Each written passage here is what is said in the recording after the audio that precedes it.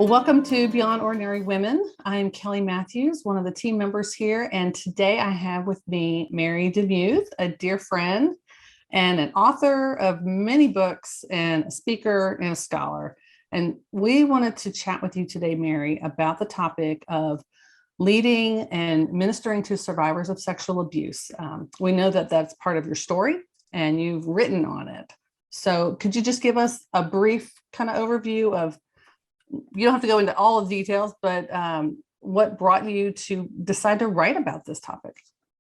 Well, part of my healing process was because I was able to tell my story several years after all of the abuse happened, once I became a Christian. And so there was such a therapeutic thing that happened. Plus the people who loved Jesus prayed for me, and that also ushered in more healing. But I'm a survivor of sexual assault as a 5-year-old for a year, and of some neighborhood teenage boys. And to say that had a negative impact on my life is an understatement. And again, it was 10 years later that I met Jesus. And then a few years after that I began healing, and it began by telling that story.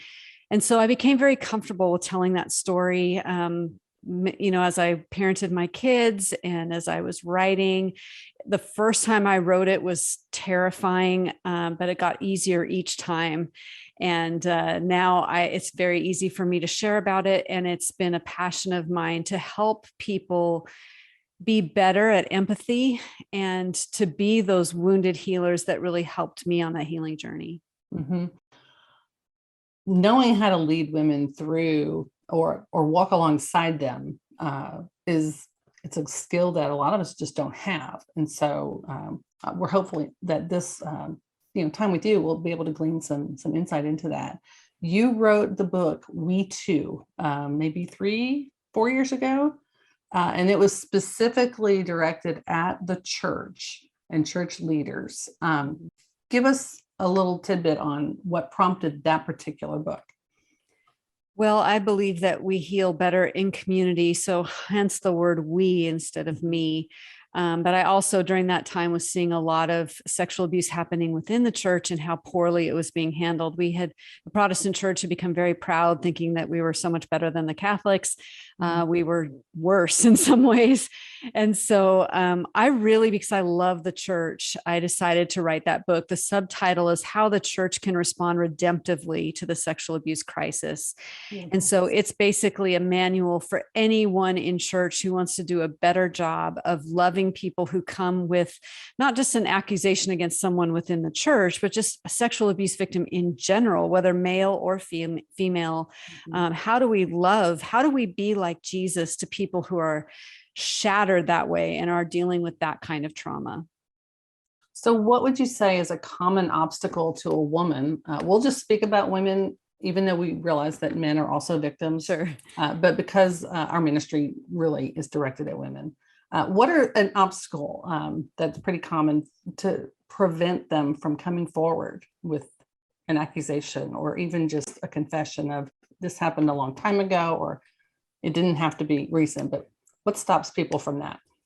Well, honestly, one of them, and the big one, is theology and what's being communicated from the pulpit. Even recently, I heard this phrase that King David had an adulterous affair.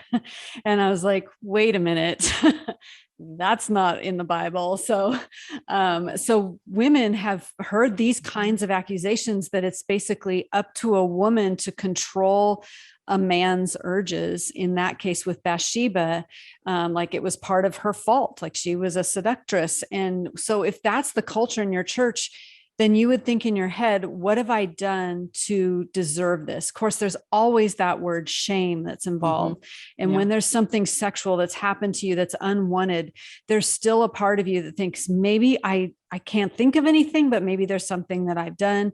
And so they fear the judgment that would come. I've had plenty of people say horrible things like, what were you wearing? And, for my case, as a 5-year-old, I'm like, well, I was wearing saddle shoes and kindergarten clothes. So there was nothing sexy about it. But those kinds of things are what prevent women from coming forward because of the shame, the theology, and also thinking they won't be believed. And that's very difficult. So that leads to my next question is, if you're a leader in a church or in any kind of ministry setting, what is maybe the number one characteristic that would make you approachable? I think it's authenticity and being willing to share your own stuff. I feel a lot safer if I feel like a leader is willing to go into the dark places and say the hard things. It doesn't mean that they over disclose all the time or they're inappropriate, but just that they are an approachable, authentic person and they're willing to share their mess with others. So that's, I think, the number one thing. Okay. So if you are that leader and someone comes to you and says, I'm a victim, I'm a survivor of sexual abuse, what's the next step for a leader? Now, assume that this is an adult that has come to you. Right. So that's a great question. If it were a child, anyone under 18, your job is not to judge, but to call the police immediately. So that's obviously the first thing that you would do. Mm-hmm. If it's an adult, then you need to err on the side of belief and ask a lot of questions and empathize. If there had been a crime committed, then that at that point you would then again hand it over to the authorities. If this was like someone, that happened 25 years ago and statute of limitations has run out and, there's nothing you could do to do anything legally, then your job is to be an amazingly empathetic listener. Mm. And honestly, seems really boring or strange, but in Romans, it talks about how we need to weep with those who weep. And the most powerful responses that I have gotten when I've shared my story has been someone crying with me. Yeah. There was a moment in South Africa where I was at the World Evangelization Congress, the Lausanne Congress, and I was a table leader at one of my table, and there was a man there named Malcolm, and he knew, I told my story, and at the end of the week, he came up to me and he got on his knees before me, tears streaming down his face, and he said, "I apologize on behalf of all the men who have used you." And so he had that like apology, which was deeply powerful to me, but also the tears of someone feeling the weight of my trauma was very, very helpful to me. Empathy is it's a critical skill, isn't it? Yeah. Especially if you've never been through anything like that. Sympathy, empathy, sometimes I get them mixed up, but still just letting someone know that you actually believe them, that you care about them, and that you're willing to get them the help that they need as much as you are able to. And if you can't, then you can get them to someone who can. So I'm going down my list here because there's so many elements to this issue. And if you're whether you're a women's pastor or director of women's ministry or a volunteer at church and on the care team, however it's set up in your setting, when someone approaches you and says something that heavy, a lot of times we're not going to feel prepared for that. So yeah, some of these clues of how to react, understanding the theology that's been taught. What are some common mistakes that church leaders make? I think, we try to solve a problem rather than listen. I think we also don't understand the nature of trauma, so we just treat it like any other confession. Dr. Diane Langberg says trauma is the mission field of our time, and I agree with her. But so few people are trauma informed. I like to say that it's the gift that keeps on giving. I'm still, I am very healed. Like I have walked through decades of healing, lots of prayer, therapy, all the trauma stuff, all of it. And I still occasionally get triggered. And it doesn't mean that I lack faith. It's that my body responds without my mind letting it. It just takes over. It's just reaction. A thing. There's a book out there called The Body Keeps the Score. And it talks about how trauma is held in your body. And, a quick little story about that is when I was in Seattle, I went back to the place where all of it happened. I had never been back. And, I had lived in Seattle my whole life, but I went back to the place, and my husband was taking pictures, and we were like praying in front of all the terrible places. And my memory was completely intact. Every single detail I had remembered. So trust those people that tell you stories, because I had a 5-year-old memory and it was pristine. So we finish all of this and we go get on a ferry, because that's what you do in Seattle. And we're going to celebrate our anniversary. I do not advise you to go visit trauma sites on your anniversary. Oh boy. And we get into the Airbnb and I start vomiting, and I cannot stop for 24 hours. My mind was like, I'm healed. I'm healed. God is so good. My body was reacting to the trauma. And so all that to say, be very sensitive and tender, and just do a little research on trauma, because it is a difficult, complex problem. So you kind of answered like 3 more of my questions already, which is great. No. So off the cuff here. So you're talking about being trauma informed. Are there courses that pastors can take? Is this something they don't teach you this in seminary? And many pastors are way past seminary anyway. Where do you know of any resources that you could, recommend? Is that something we can put in our show notes, or do you have anything just off the top of your head? There are so many resources on we2.org/resources. Okay. And that was the point of making that website, was so that churches could say, I'm stuck. I don't know what to do. There's national, international training. All of that should be right there. And what a beautiful thing that there are a lot of ministries that are in this space that can help you. And one off the top of my head is netgrace.org. They do a lot of church training for how to respond to sexual abuse. So that's one that I can highly recommend. Okay. Let's turn just a second. We Too was written about 4 years ago, but just the last few months, you have written and about to publish another book called The Most Misunderstood Women of the Bible. And I just finished reading it. It's amazing. So what you do, just for all our listeners out here, is take 10 women from the Bible that we've all heard of, we've all read their stories, and yet they were either misunderstood in their lifetime, or church scholars over the decades and centuries have misunderstood them. And many of them, there's a sexual component to how they are misunderstood. So let's go through a couple of this. And this is part of what I think contributes to our bad theology about sexual trauma and women's body image and, self identity of, who am I? Am I fully a child of God because I'm a woman, or am I not? So there's a lot of those issues as well. So let's just maybe go through 2 or 3 of them. And I'll start with Bathsheba. You've already kind of mentioned her, but is there any more to flesh out on that one? Of, we don't like to call David a rapist. It just kind of like irks people to hear that because we don't get a sense that it was violent, but we do absolutely understand that it was a power kind of situation. Exactly. And, one of the things that I did as a storyteller was just ask myself how I would feel if men knocked on my door and took me to some place where I was basically forced to have sex with someone. And then that someone made sure that they killed my husband, Patrick. And then I had to go live with the person who murdered my husband. I mean, if you just think of it only merely from her perspective, it changes the story quite a bit. And of course, we have the idea that this is a king. We don't have that. I mean, the figurehead kings in the UK are not the same as a biblical king or kings in that particular time period. What they said went. I mean, that is it. And plus, the only people that would have held David to account were out to war. The only people he would have listened to Uriah, like he was one of his mighty men, but all the people that were his accountability that he would actually have respect to listen to were not there.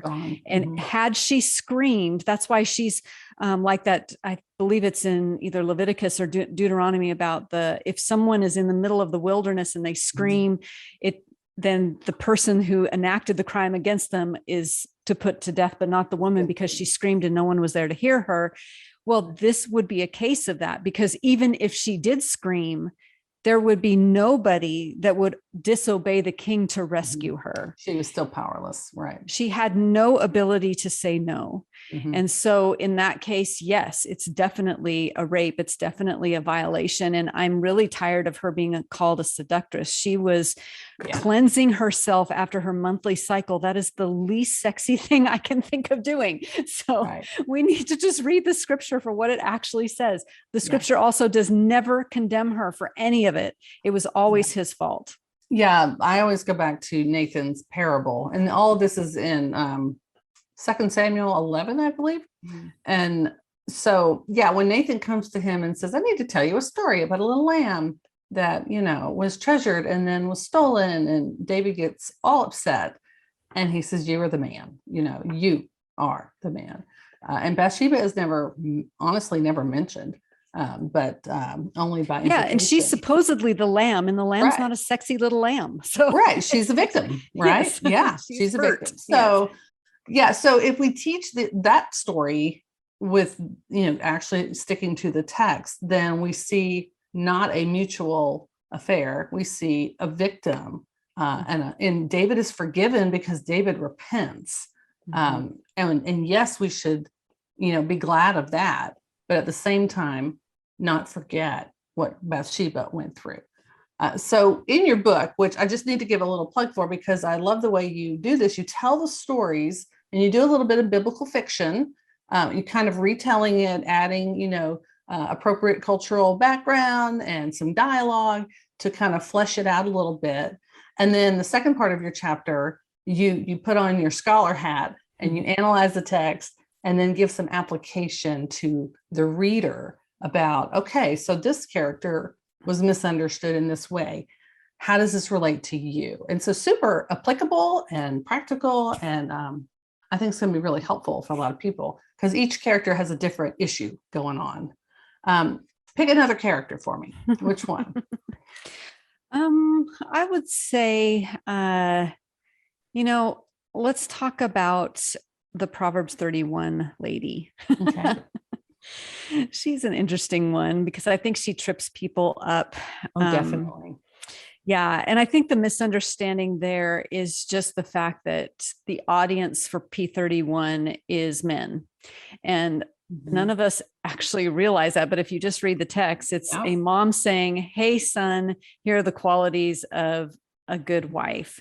And again, we have to remember that this is what's on her tombstone. This is her epithet. This is her obituary over a lifetime of things she accomplished. And so we don't need to compare ourselves in our Western mindset that we now have to like spin wool and we have to do all those kinds of other things. So I think she's one that's been misunderstood by scholars and also by us. And I also just appreciate, on the other hand, I appreciate her industriousness and her, the seemingly great relationships that she fosters. So I love that about her as well. Well, we all love to hate her, she's intimidating or, we just think sometimes we've been taught that women aren't allowed to do certain things. And then we look at her and say, but she was. So she's definitely a polarizing figure in some regards. And that the view of her, if she's not a personification of Lady Wisdom, which is another interpretation. Yes, definitely. Yes. But if this is a real person that over a lifetime of living according to, God's way. It's kind of like missionary biographies that you read and you're like, oh my gosh, those missionaries were so cool. Right. And then you read like the unabridged missionary biography and they were like beating their wife and it's like, oh, wait, these were the highlight reels. They're very human. They're human. Yes. Yeah. Let's go to the New Testament and talk about the Samaritan woman or woman at the well in John 4. She's been misunderstood because of the line that Jesus told her when they're having this conversation. He approaches her. She's there at the well. He says, give me water. And she kind of goes, whoa, you're a man, you're a Jew, and you're asking me for water. and they start a theological conversation. And then she starts arguing about where they're going to worship. And eventually Jesus comes out and says, well, go get your husband. And she goes, well, I don't have a husband. And he says, what you say is true. You have had 5 husbands, and the one you're living with now is not your husband. And at that point, she's like, oh, I think you're a prophet. Like, you just told me all this stuff you had no way of knowing other than that. So that's the line that trips everyone up and makes people think, well, she must have been a loose woman, living with and divorcing and all these things over.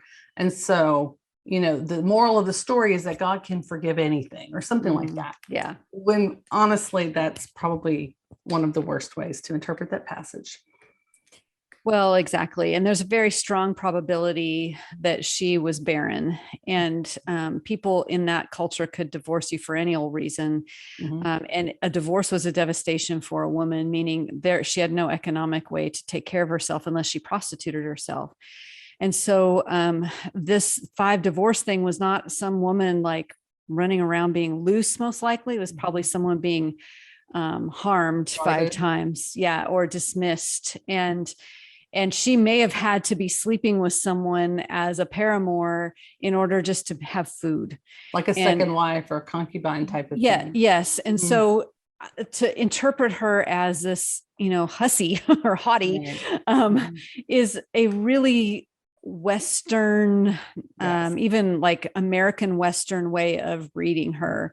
I think actually Jesus has the longest theological discussion with any human being with her, which shows us that Jesus has a high value of women. And he also taught Mary of Bethany, and she was in that position of being at the rabbi's feet as a learner. So Jesus was definitely dignifying her and definitely drawing out her story, not to humiliate her, but to let her know that he saw her, which again is the story of Hagar, which is one of the stories in the book. God sees, and then Hagar also names her son Ishmael, which is God hears. So the woman at the well is experiencing the God who sees and the God who hears and loves her anyway. And then she says, come see a man who told me everything about myself. And she's not ashamed. She's not like, oh my gosh. And they're like, okay. Yeah. Right. So it's not what we think it is. Right. Yeah.